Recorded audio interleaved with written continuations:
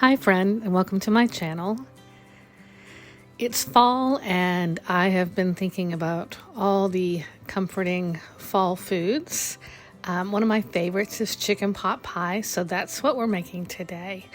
Now I used a couple of different recipes and I've just combined them to make it work for me. So that's what we're doing today, and I'm starting out chopping the vegetables. So this recipe calls for 1 cup of diced carrots. So I've washed the carrots and now I'm peeling them, and then we will dice them up and set them aside. And I have a Dutch oven warming on the stove, and in that Dutch oven I have a 1/3 cup of butter that's melting.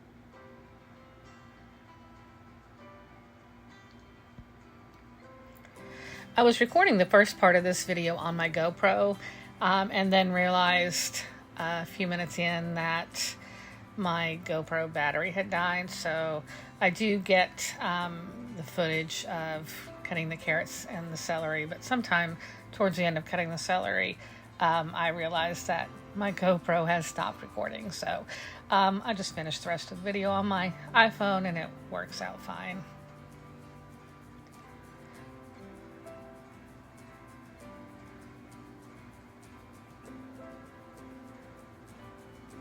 That's just one of the things with recording videos. Sometimes your equipment acts up and sometimes you just forget to hit record.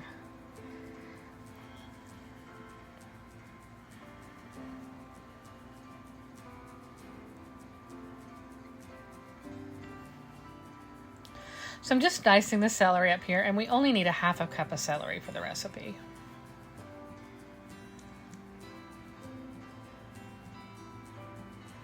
So I'll get this done, and then I will chop up a 1/3 cup of onion.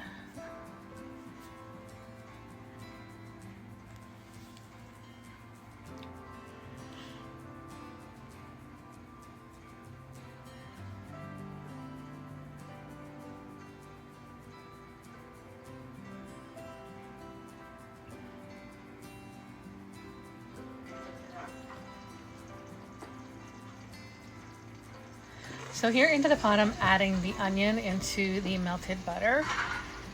And you can do this a couple of different ways. You can just saute the onion and leave the carrots and the celery out. I've chosen to just add it all in there to help let those vegetables have a little bit of an extra chance to cook a little bit, so to make sure that they're tender after the entire pie is baked. So I'm just stirring that up, getting that coated in there. I don't want to let those saute for about 8 minutes. Then you can just sit it down back where it was, just where the pot's kind of in the center of the... And I'm giving a couple of pinches of salt, and then I'll do a couple of pinches of pepper.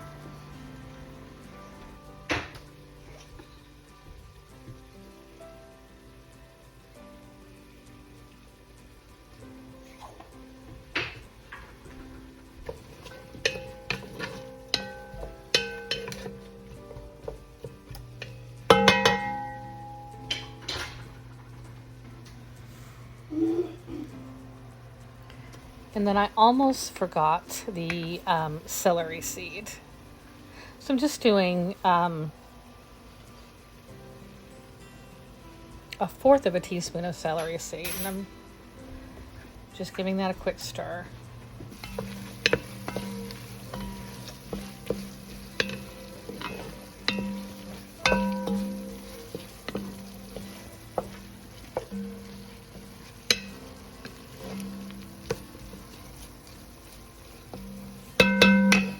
Once those onions start to look translucent, I'm going to go ahead and add a third cup of all-purpose flour.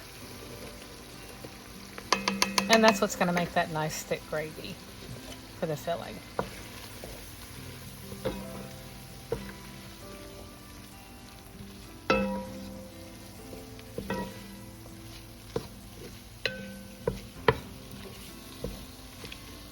Okay, once I get that all stirred in there, I'm going to go ahead and add 1 3/4 cups of chicken broth.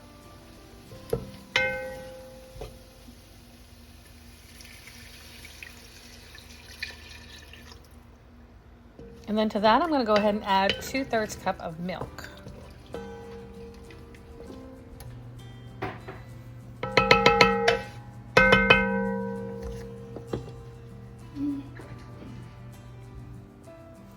We'll get that all stirred in there, and then we're just going to let that simmer for several minutes until you start to see that broth begin to thicken. Usually 5 to 10 minutes is all it takes. I think it took me 8 here to get it to the consistency that I wanted.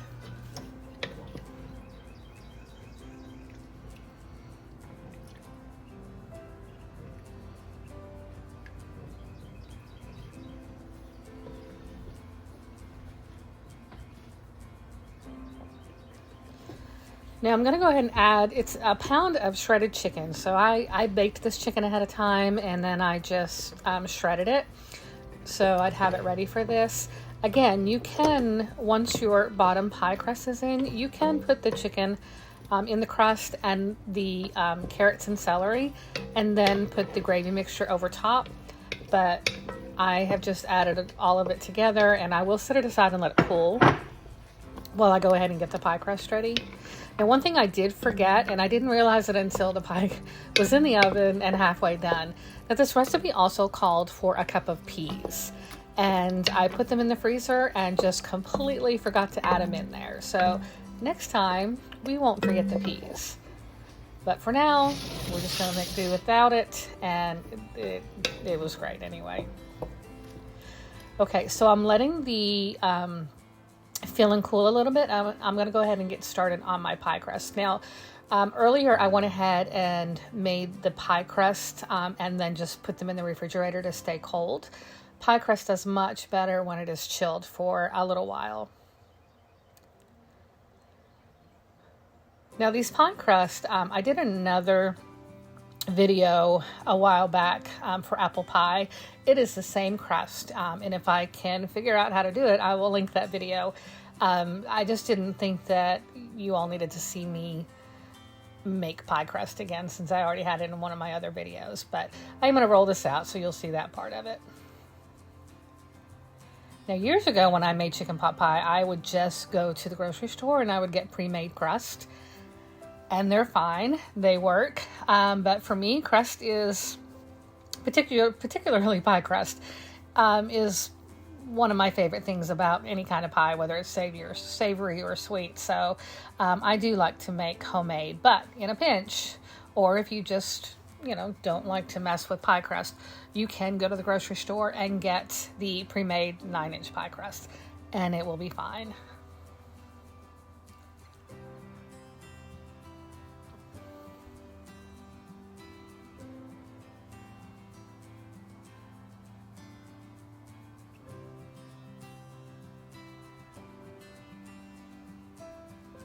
It's so important when rolling out pie crust that you keep turning that on the mat so it doesn't stick. When it sticks, then you get tears when you're trying to get it off of the pastry sheet.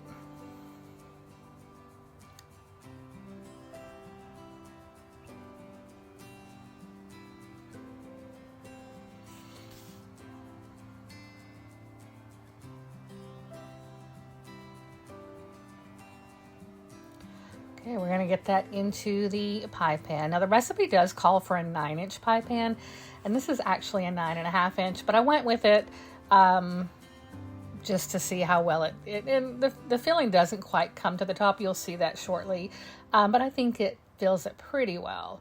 And had I added in that cup of peas, it would have done even more so. And I think if I make this again, and I'll make this again, so when I make this again, I'll probably also dice up maybe a potato and put it in there. I think just some small bites of potato would have been really good in this filling also.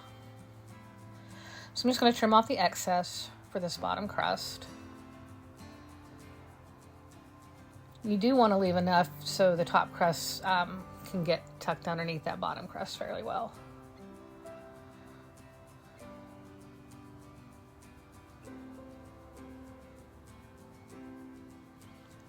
And I'm just going to put a little flour on the pastry sheet and just get that ready for when I roll out the top crust.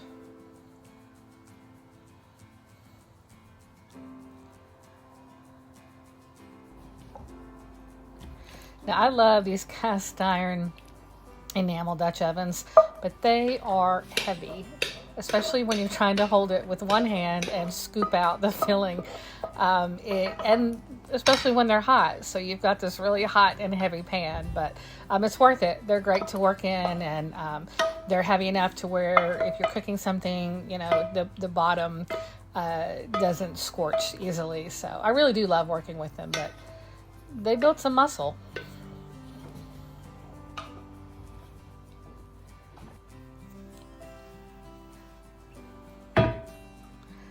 Yeah, so you can see there, it's not quite full, and I think the filling is thick enough where you could mound that a little bit. And I'm just sprinkling a little bit of thyme on the top of this. So I think if I added the peas and some potatoes and maybe made the gravy, like the broth, a little bit more and filled that up, I think that would hold that pretty well. So I'm just going to go ahead and make this top crust, and I'm going to just speed this up a little bit so you're not having to watch me roll out 2 pie crust for any longer than you need to.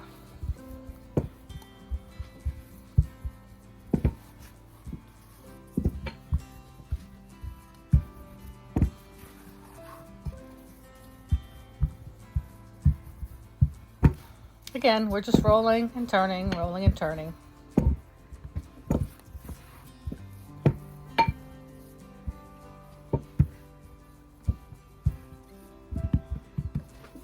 Something very meditative about making pie crust. It's a very kind of singular focused job, and for some reason it is very relaxing for me.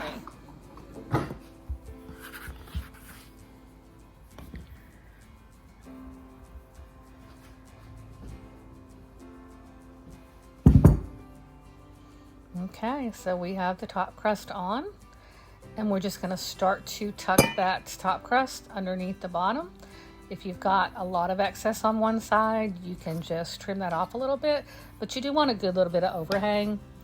And if you're a perfectionist and you want to, you can just make sure that the overhang is exactly the same all around the pie.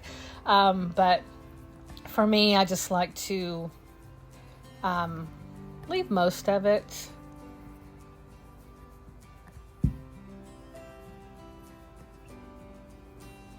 Because I find that it makes a beautiful crust. The pie is just pretty. I think homemade pies are just so pretty, and they're so satisfying, and you get a real sense of accomplishment when you've made your own pastry crust, and everything is from scratch.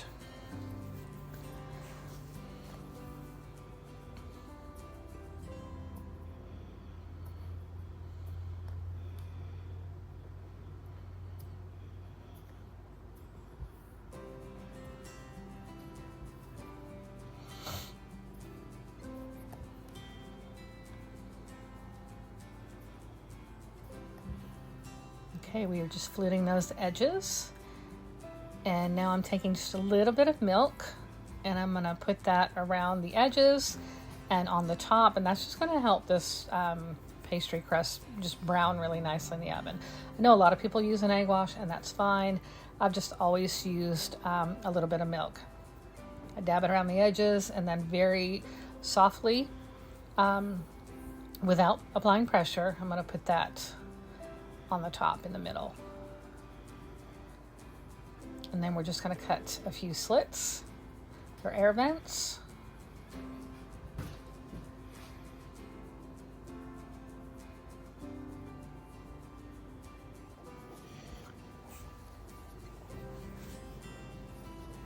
And we have popped that into a preheated oven at 425 degrees. And I cooked mine I put it on 35 minutes, but I checked it at 30 and it was done at 30. And while that's baking, I'm just putting together a pre-packaged salad. This is actually more of a slaw. It had a lot of cabbage and carrots and greens in it, and then sunflower seeds and bacon and a really citrusy kind of dressing. So I think salads from scratch are fantastic, but sometimes when you need a shortcut, these are great too.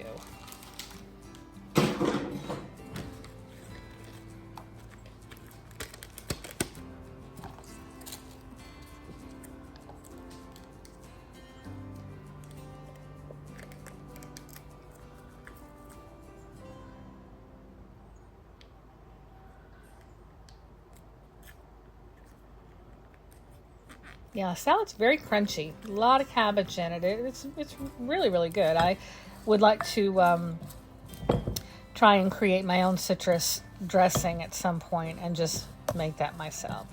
Okay, so the pie is out of the oven. It is nice and golden brown. And I tried to let it cool for a few minutes, but at this point, it was past our dinner time and we were hungry, so I went ahead and cut it. I would recommend letting it sit for longer than I did because it will set up better. And when you cut it and then you scoop it out, it's going to come out in one piece much better if you've let it cool. But like I said, it's past dinner time, and so we are just going with it.